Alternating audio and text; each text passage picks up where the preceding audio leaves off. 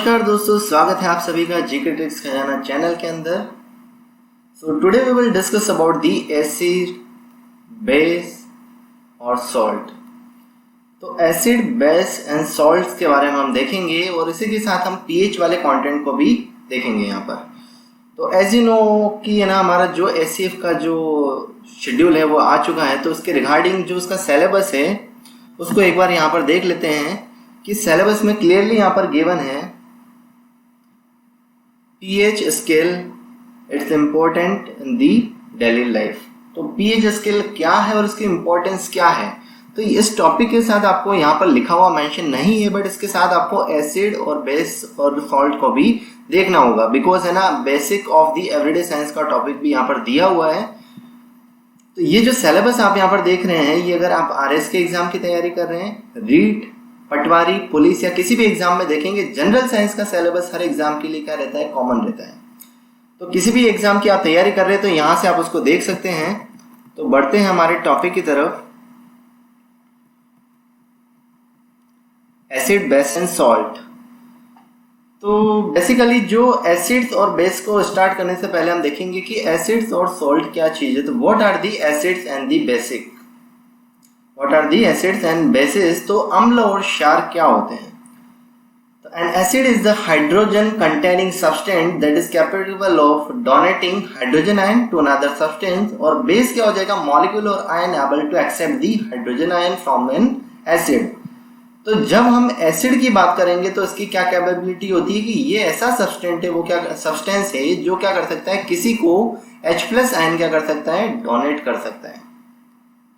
Simple सी भाषा में जो सब्सटेंस H+ आयन को डोनेट कर सकता है उसको एसिड बोला जाएगा, और जो सब्सटेंसेस H+ आयन को क्या कर सकते हैं, एक्सेप्ट करते हो, उसको क्या बोला जाएगा, बेस बोला जाएगा। तो अम्ल की है ना डेफिनेशन क्या होगी, जो पदार्थ या जो सब्सटेंस H+ आयन को ग्रहण करते हैं उनको एसिड बोला जाएगा, और जो डोनेट करते हैं उनको एसिड बोला जाएगा, और जो पदार्थ H+ आयन को एक्सेप्ट करते हैं, ग्रहण करते हैं, उनको क्या बोला जाएगा, बेस बोला जाएगा, क्षार बोला जाएगा।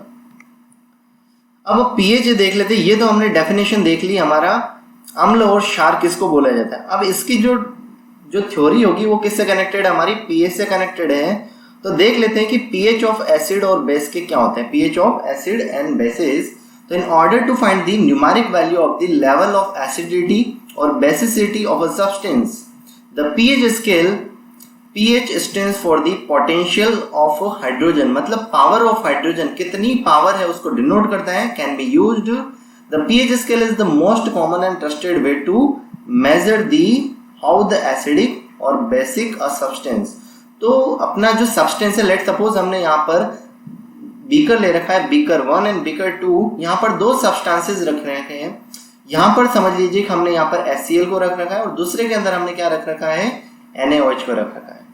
तो आपको किस तरीके से पता लगा सकते हैं कि इसकी जो ये एसिड है या बेस है, पहली चीज। दूसरी चीज ये आपको फाइंड आउट करनी है कि ये अगर एसिड है तो इसका एसिडिक लेवल कितना है, न्यूमेरिक वैल्यू को फाइंड आउट करना है। तो उसके लिए आपको किसकी रिक्वायरमेंट होगी, पीएच वैल्यू की। तो जो पीएच स्केल होती है वो मेजर कर सकती है। PH scale can very from the 0 to 14। तो जो पीएच स्केल जो हमारा रहता है उसकी जो वैल्यू होगी 0 से लगा के 14 तक क्या करती है, वेरी करती है। और यहाँ पर बीच में अगर इसको हम देखेंगे तो पॉइंट है ना 7 बोला जाता है, और ये जो 7 पॉइंट है उसको क्या बोला जाता है, न्यूट्रल पॉइंट या फिर उदासीन पॉइंट। तो यहां से आप एक चीज देख लीजिए, जब भी किसी एलिमेंट या सब्सटेंस या पदार्थ का पीएच वैल्यू 0 है, दैट मीन्स वो हाईली एसिडिक होगा। और अगर किसी सब्सटेंस या पदार्थ का जो पीएच वैल्यू 14 होगा तो वो क्या हो जाएगा, हाईली बेसिक होगा। तो दो डेफिनेशन आपको पता पड़ गई, हाईली बेस और हाईली एसिड कब बोला जाएगा, जब वैल्यू कॉर्नर पॉइंट के ऊपर होगी। न्यूट्रल पॉइंट कब होगा, जब हमारा उसकी पीएच वैल्यू 7 होगी। Another way to check if a substance is acidic or basic is to use the litmus paper। तो हम क्या कर सकते हैं, लिटमस पेपर का यूज कर सकते हैं। और लिटमस पेपर जो होते हैं वो क्या होते हैं, 2 टाइप्स के आते हैं। एक तो हमारा क्या हो जाएगा, रेड लिटमस पेपर हो जाएगा, और दूसरा क्या हो जाएगा, ब्लू लिटमस पेपर हो जाएगा।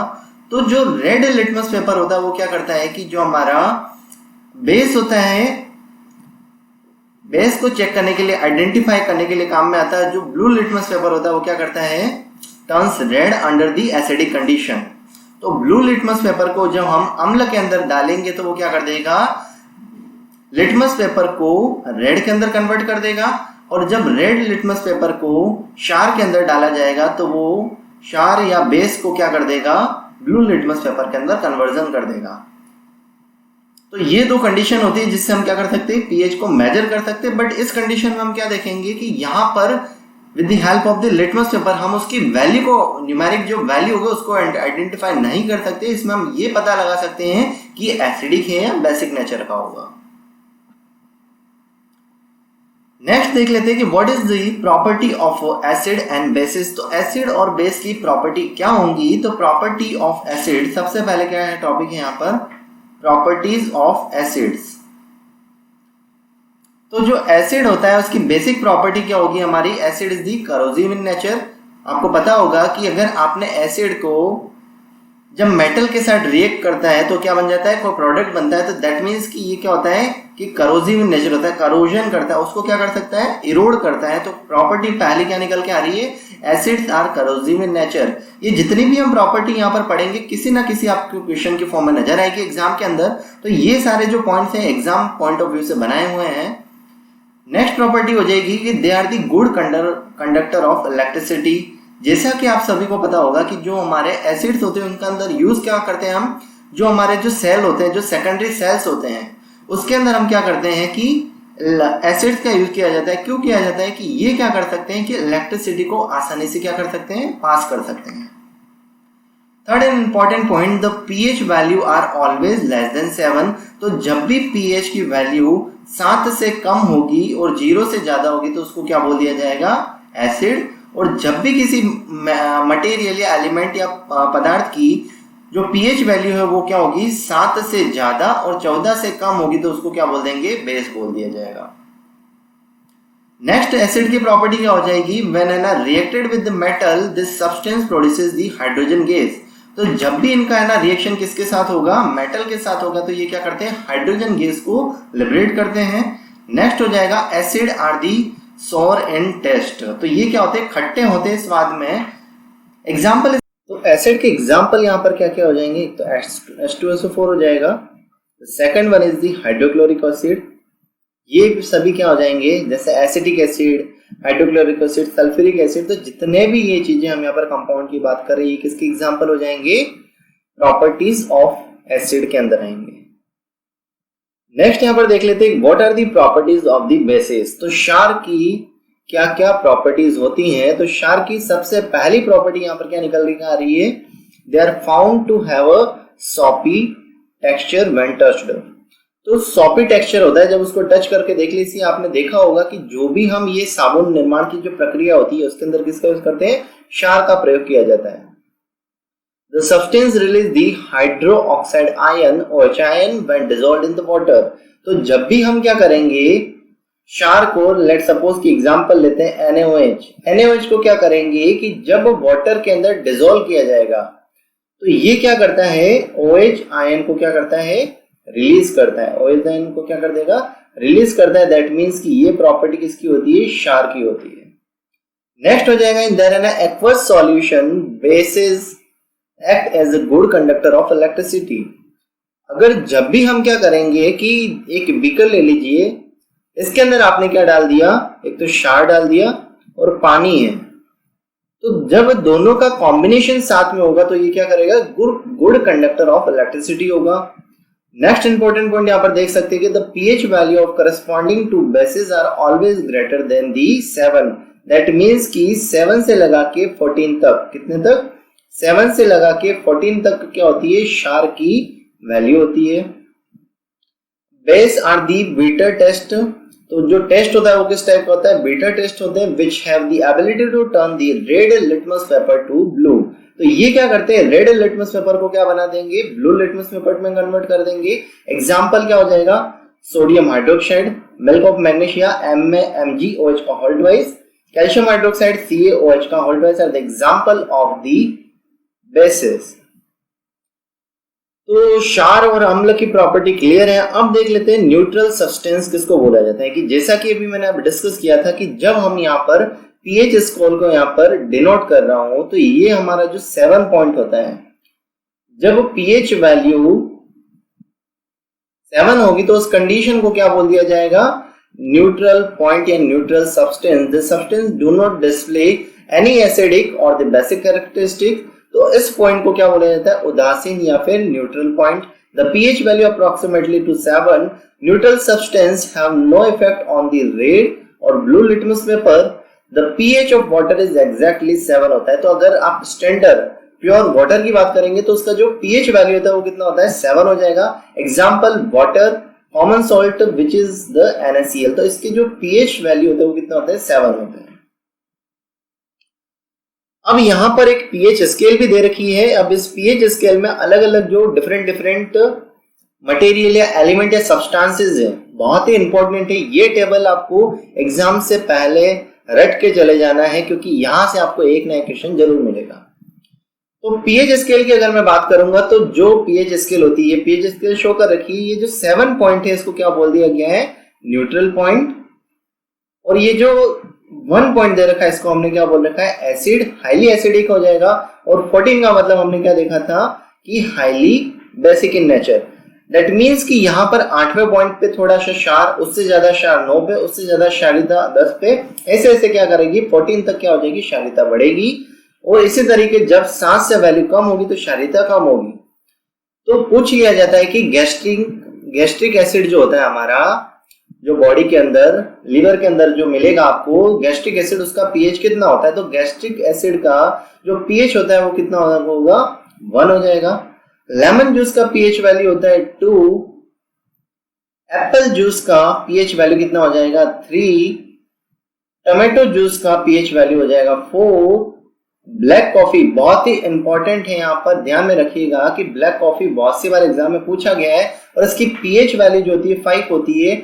आपको अंदाजा भी नहीं होगा कि ब्लैक कॉफी जो होती है वो क्या होती है, एसिडिक नेचर की होती है। नेक्स्ट हो जाएगा मिल्क की बात करूंगा तो मिल्क जो हमारा होता है वो क्या हो जाएगा, स्लाइटली एसिडिक होता है। उसकी पीएच वैल्यू कितनी हो जाएगी, 6 हो जाएगी। प्योर वाटर की अगर मैं बात करूंगा तो इसकी पीएच वैल्यू 7। एग की बात करेंगे तो एग का पीएच वैल्यू होगा 8।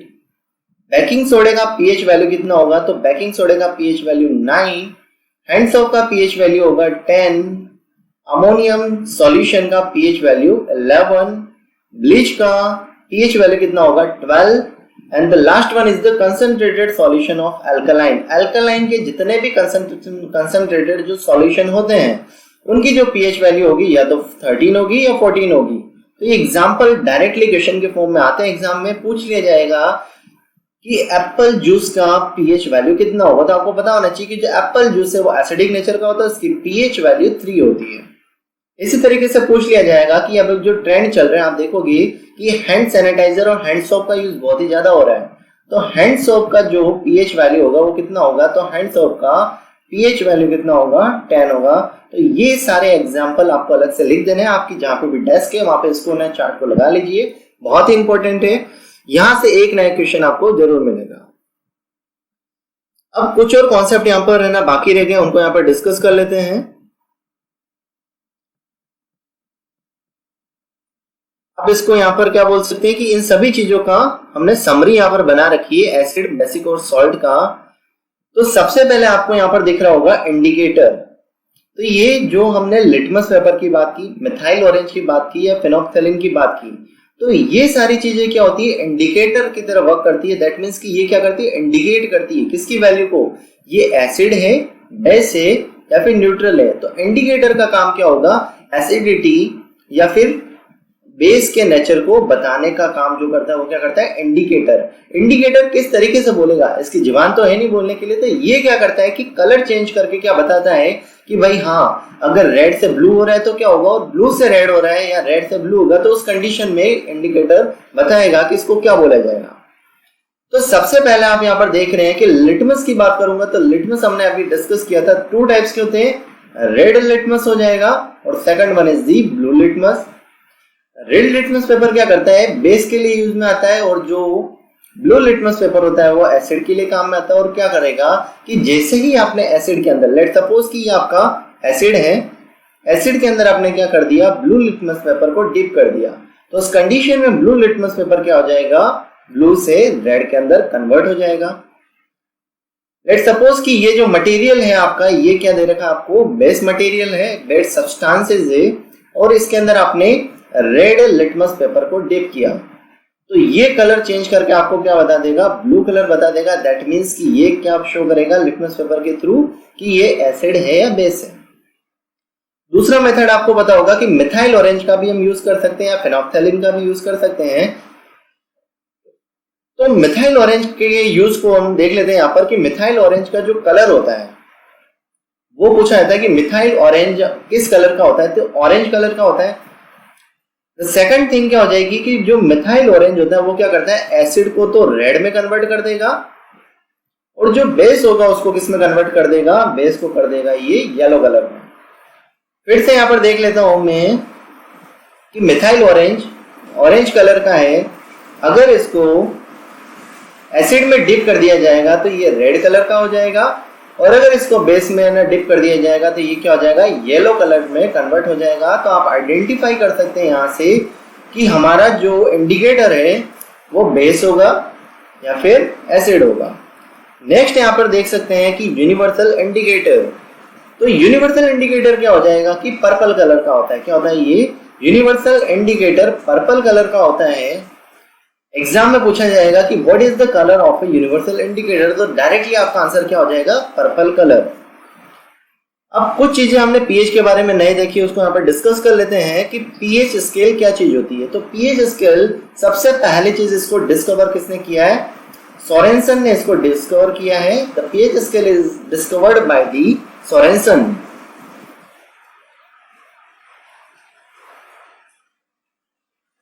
The second thing is the pH का मतलब क्या हो जाएगा, P denote for the potence, that means power, और H फॉर हाइड्रोजन। तो पावर ऑफ हाइड्रोजन की फॉर्म में pH होता है हमारा कि जितने H+ आयन ज्यादा और कम है उससे हम बता सकते हैं कि एसिड होगा या बेस होगा। ये कुछ चीजें हमने डिस्कस कर ली है तो इसको मैं स्किप कर रहा हूँ। अगर आपको पूछ लिया जाए कि pH को फाइंड आउट करने के लिए अगर H+ आयन की कॉन्सेंट्रेशन से फाइंड आउट करना है तो बेसिक सा फॉर्मूला है यहाँ पर एक,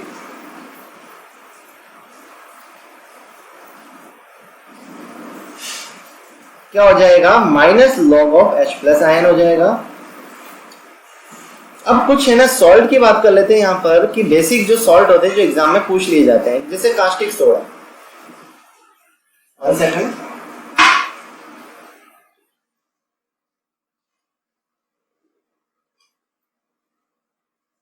तो ये जो कास्टिक सोडा होता है वो क्या हो जाएगा हमारा NaHCO3। जो खाने का जो सोडा होता है बेकिंग सोडा वो क्या हो जाएगा, सोडियम हाइड्रोजन कार्बोनेट। और इसका यूज कहाँ किया जाता है, हमारा फायर एक्सटिंग्विशर के अंदर। अब इसकी रिएक्शन दे रखी है, इंपॉर्टेंट नहीं है फिर भी आप देख लीजिएगा एक बार इसको। नेक्स्ट हो जाएगा वॉशिंग सोडा। तो फॉर्मूला बताना चाहिए, वॉशिंग सोडा जो होता है वो क्या हो जाएगा हमारा सोडियम कार्बोनेट डॉट 10H2 हो जाएगा। और यूज किसके अंदर होता है इसका, पेपर इंडस्ट्री के अंदर यूज होता है। अगेन इसकी है ना यहाँ पर रिएक्शन दे रखी है, एक बार देख लीजिएगा इस रिएक्शन को, अदरवाइज एग्जाम में नहीं पूछी जाती है।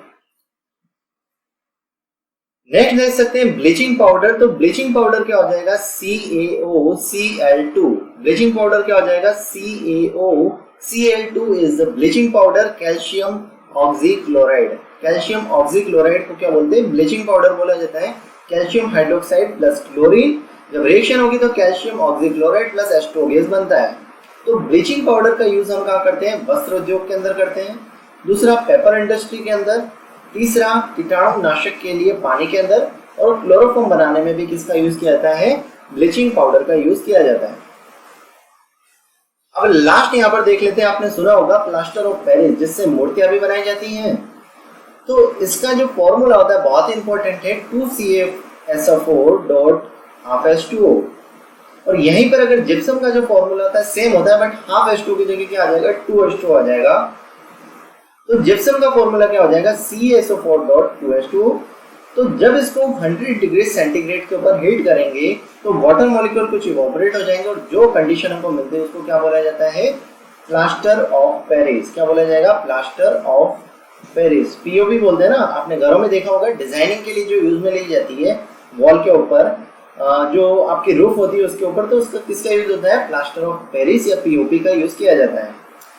तो गाइस ये था हमारा सेशन एसिड, बेस और सॉल्ट के बारे में। तो ये कंप्लीट हो चुका है।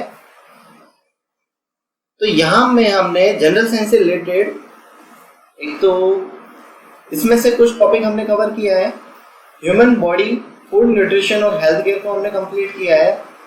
स्टेट ऑफ मैटर हमारे यहाँ पर कंप्लीट हो चुका है और पीएच स्केल और इम्पोर्टेंस को अभी हमने यहाँ पर कवर कर लिया है। आगे भी इसी तरह इन टॉपिक्स को हम यहाँ पर कवर करते रहेंगे।